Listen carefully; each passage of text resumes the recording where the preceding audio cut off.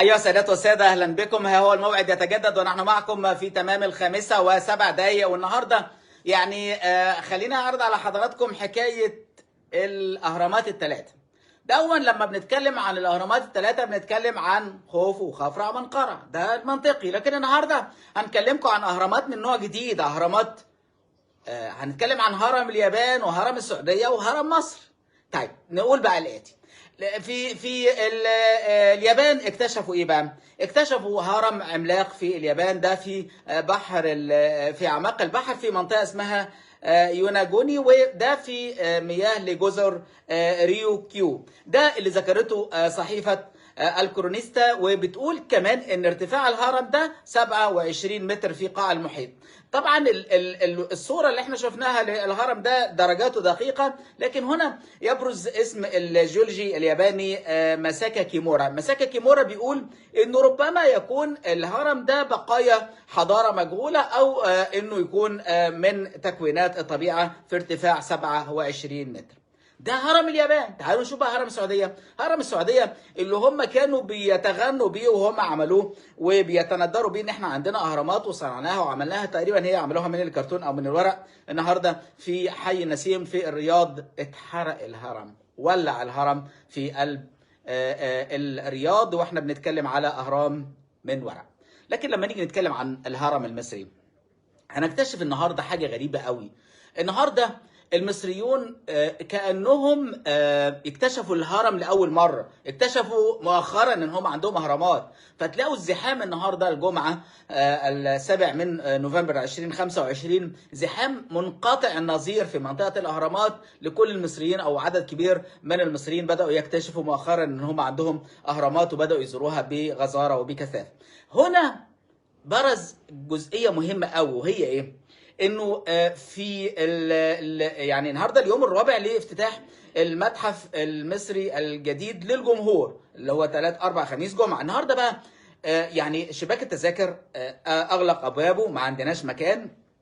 المتحف بلغ سعته الاستيعابية القصوى، مش قادر يستوعب حد تاني، وعشان كده اختصر دخول المتحف في الجزء الثاني من اليوم على اللي معاهم حجز الكتروني او تذاكر. لكن من المنطقي ان بكره ان شاء الله تعود الحركه الحجز والزياره للمتحف المصري ببريقها وهدوءها. لكن دوما بنتكلم على ايام الاعياد والاجازات هتلاقوا الزحام ده معهود ومتوقع في المتحف المصري الكبير وفي معظم المناطق السياحيه. لكن هو الطريف ان احنا بعد هرم اليابان وهرم السعوديه اكتشفنا ان احنا عندنا اهرامات مش 3، اهرامات كتير قوي.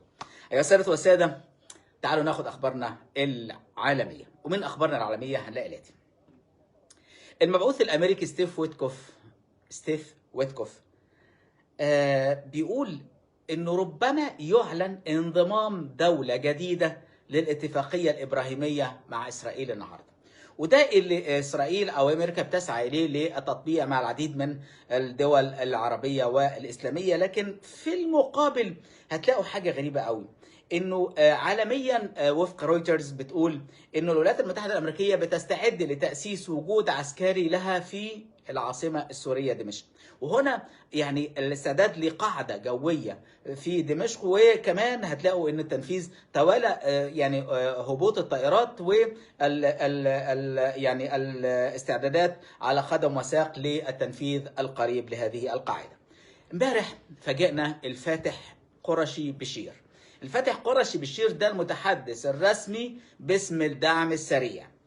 السيد ولا هو فاتح ولا هو قرشي ولا هو حتى بشير، بيقول ايه بقى؟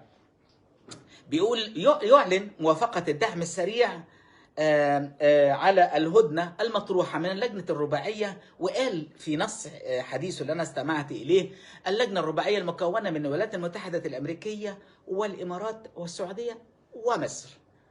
القبلة ذكر مصر الرابعة، وهو ما يدركش، هو يعني يدرك قيمة مصر، لكن يبدو أن الأيام هتعرفوا مين هي مصر. ده الفاتح قرشي البشير ذكر مصر ترتيبها رابعا في اللجنة الرباعية.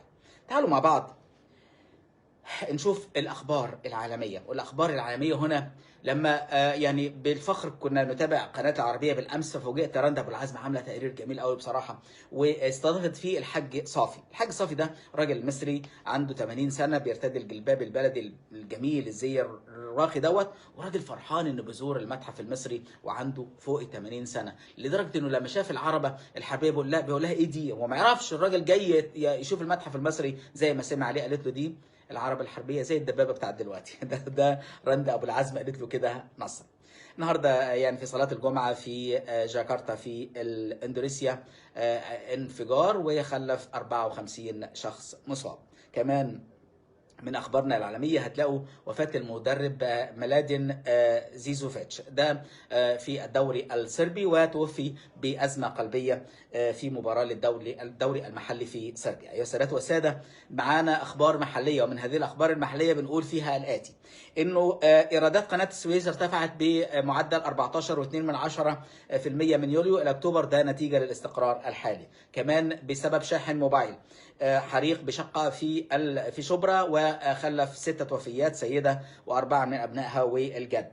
كمان لقيت فتاة في سوهاج مسرح. البنت دي عليها رحمة الله اسمها نورهان عاطف، دي عمرها 27 سنة، كانت بتدافع عن والدها في سوهاج وضربوها بشيش أو إزاز الشيشة اللي هو النرجيلة يعني، وكانت بتدافع عن والدها في خناقة أو كلام من هذا. قعدت في المستشفى حوالي 8 أيام وتوفاها الله إلى رحمة الله. كمان إحالة العالمية مها الصغيرة للمحاكمة بتهمة سرقة تصاميم فنانين عالميين وانتشال جثمان شاب داخل سرداب، والسرداب ده طوله 34 متر في سوهاج، ده بعد 16 يوم من البحث وكان بينقب عن الآثار. أيها السادة والسادة، دي تقريبا أبرز الأخبار لدينا، لكن لما تلاقوا القبض على السيدة وزوجها وشقيقتها في التجمع الأول لأن هم كانوا بتهمة سرقة مبالغ وعملات مالية وأجنبية ومشغولات ذهبية، ده في محل عملها في التجمع الأول. رحيل المهندس أسامة سليمان. أسامة سليمان ده واحد من المهندسين البارعين، عمل تطبيق اسمه دوائي، وتطبيق دوائي ده هو يعني من البرامج الجميلة للتعامل مع الأدوية. يعني تقريبا أكثر من 200 ألف واحد استفاد من مقدمي الخدمات الصحية. هو الطريف أن أسامة عليه رحمة الله، المهندس أسامة عمره 30 عام، لكن توفي بعد اصطدام يعني سيارته بشجرة وتوفي عليه رحمة الله، وهو قيل بأنه واحد من أفضل 10 مطورين للبرامج في العالم. الأخبار المحلية المحزنة للأسف الشديد: الحمى القلاعية تأتي على العديد من رؤوس المواشي وعدد كبير منها، وللأسف الشديد أنه الصور المحزنة اللي توالت والفيديوهات التي تابعناها يعني تؤكد على يعني رد فعل ربما يكون أقوى بكثير من وزارة الزراعة والطب البيطري لإنقاذ ما يمكن إنقاذه من الثروة الحيوانية في مصر. يا سادة والسادة، معنا الأخبار الخفيفة والطريفة والظريفة في هذا اليوم، ومنها الآتي: خبر في أمريكا وخبر في مصر مماثل ليه. في أمريكا بيقول لك إيه بقى؟ بيقول لك إنه تم القبض على مهرب آثار مصري. الراجل ده اسمه هو للاسف دكتور، بقول دكتور لست اعلم انه كان طبيب ولا لا، بس هو مكتوب انه الدكتور اشرف عمر الدردير. اشرف عمر الدردير ده اتقبض معاه كام بقى؟ اتقبض معاه 590 قطعه اثار. الغريبه ان اشرف شغال من 2019 ل 2025، بنتكلم حوالي 7 سنين وهو شغال بيهرب اثار من مصر الى امريكا. لكن الصدفه هي اللي قادته انه يتم الكشف عن هو كان بيكدس الاثار في الشنط، وكان في بقايا رمال في الشنطه دي، فاكتشفوا ان هذه الاثار حتى ما اتنضفتش، ما عدتش على حاجه، هي طلعت من الخبيئه او المكان اللي كان فيه او اكتشف فيه، وتم تهريبها الى امريكا. يعني هو اشرف اخذ 6 شهور، يعني بعد 7 سنين من التهريب. للاسف شديد نيويورك مطار جون كينيدي بعد ما كشفوا عليه من خلال 3 شنط وقبضوا عليه واشياء من هذا القبيل اخذ 6 شهور. في المقابل هتلاقوا هنا في مصر مواطن في اسيوط، هو طريف شويه. الراجل دوت اكتشف مقبره في بيته. يعمل ايه بقى الراجل؟ بتلقائيه بسيطه راح على النت وراح كاتب ان انا عندي مقبره واللي معاه ثمن يجي ياخدها، وطبعا اتقبض عليه والسلطات بتواصل التحقيقات معه. دي مقبره في اسيوط. الجميل بقى يا سادة والساده ان احنا بنسمع كتير قوي عن الطيران المجهول اللي عمله الطيران المجهول والطيران المجهول، وده اللي اتى ثماره امبارح من خلال قصف كام بقى؟ 1100 مصفحه للدعم السريع، كانت في طريقها لامداد الدعم السريع، منهم تحديدا 300 مركبه قتاليه مزوده بمدافع والباقي من المصفحات. وده برضو بيقول ان الطيران المجهول يده طايله.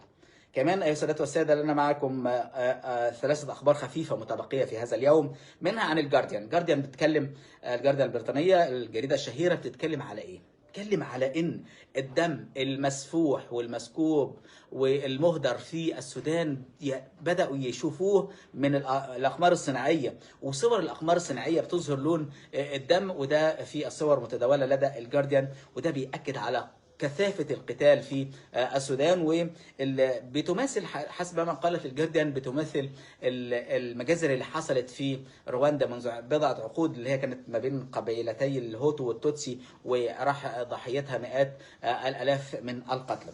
الخبر قبل الاخير لدينا يا السادة والسادة عن انه امبارح كان مؤتمر لترامب، وهناك مسؤول فقد وعيه وسقط على الارض. ناس قالت انه ربما يكون رئيس شركه نوفو نورديسك، وحد تاني قال العديد من التاويلات والاستفسارات، لكن هو وقع ليه؟ هو اصلا ترامب كان في هذه اللحظه بيتكلم على تخفيض اسعار الادويه وما الى ذلك، فالراجل من الخضه او من اللي سمعه اغمي عليه.